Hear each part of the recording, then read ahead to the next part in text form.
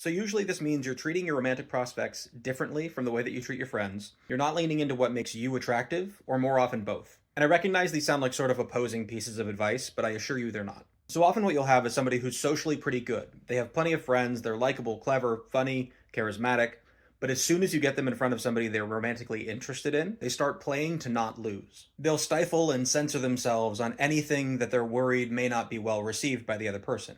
And I don't mean censoring in the way that you're going to have somebody go from these like ludicrously divisive political views to just being normal. I mean that the way they talk, the jokes and stories they tell, and the details they reveal about themselves start to trend towards the safest and least polarizing they can be. You might not tell some goofy joke because you're afraid of coming across as corny, or reveal that you think BoJack Horseman is the greatest show ever made in case she just doesn't like animation.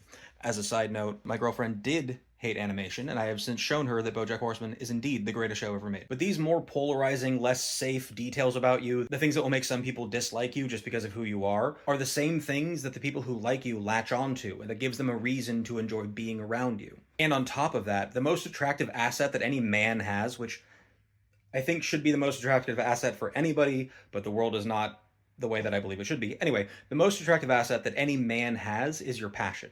It's your interest in something. And the way that you speak about the things that you find interesting and engaging will be attractive, even if the other person doesn't share your interest in that particular thing. Also, you being comfortable talking about these niche interests you have, or sharing these qualities about yourself that maybe not everybody's going to enjoy, assuming, of course, we're not talking about like actual red flag things, shows a ton of confidence. And confidence is one of the most attractive qualities that anyone can have. On the flip side, women have, generally speaking, correctly developed a really good sense for when someone they're talking to wants to be liked more than they want to be authentic, and it generally repels them from that person. So the first thing I would say, and again, there's other possible causes of something like this, but the first thing I would say is observe the way that you behave around your friends and compare it to the way that you've behaved on either dates or anytime you've like spoken to or met a woman that you were romantically interested in or attracted to. See how close they are. See if they're the same. If they are, the next obvious questions are like the one from this video of what is your marketing like? Does it really represent you, and is it putting your best foot forward? And where are you meeting these people? Are you finding them somewhere where it's likely for you to meet somebody who's going to get along with you, who's going to like who you are? Or are you more of like a niche personality who's thrown himself into a sort of gen pop area